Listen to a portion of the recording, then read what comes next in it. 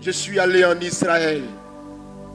J'ai vu comment le feu Félix Houphouët-Boigny a été une véritable bénédiction pour ce peuple de Dieu. J'ai vu. Le témoignage de cet homme est dans les musées de Jérusalem. L'homme qui aura secouru Israël en son temps, c'est écrit là-bas. Il a participé à la mairie de Jérusalem.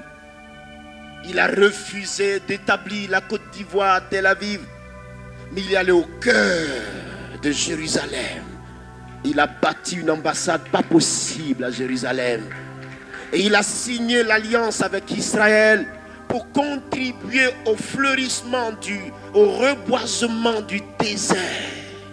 Et il a contribué au reboisement de cette ville. Et il en a fait construire plusieurs maisons à Israël, des bâtiments construits en Israël. Et ce peuple reconnaît cette image de marque. Il a du respect pour toi. Oui, je sais que ceci est le gage d'une alliance.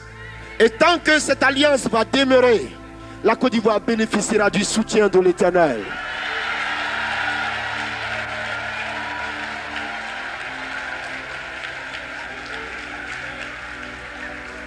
Et moi je préviens tous ceux qui viendront à la tête de cette nation. Tous ceux qui viendront à la tête de cette nation de la Côte d'Ivoire.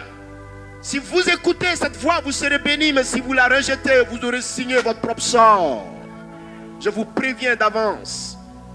Un pays à la base duquel il y a eu ce gage et cette alliance.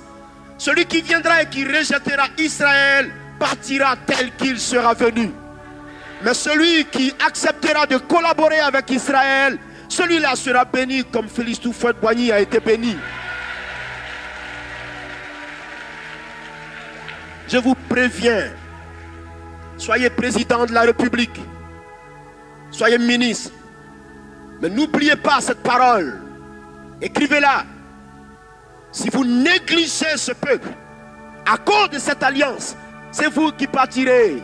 Mais si vous respectez ce pays, si vous respectez ce gage avec Jérusalem, vous connaîtrez la bénédiction qui suit la parole selon laquelle celui qui bénira Israël sera béni et celui qui maudira Israël sera maudit.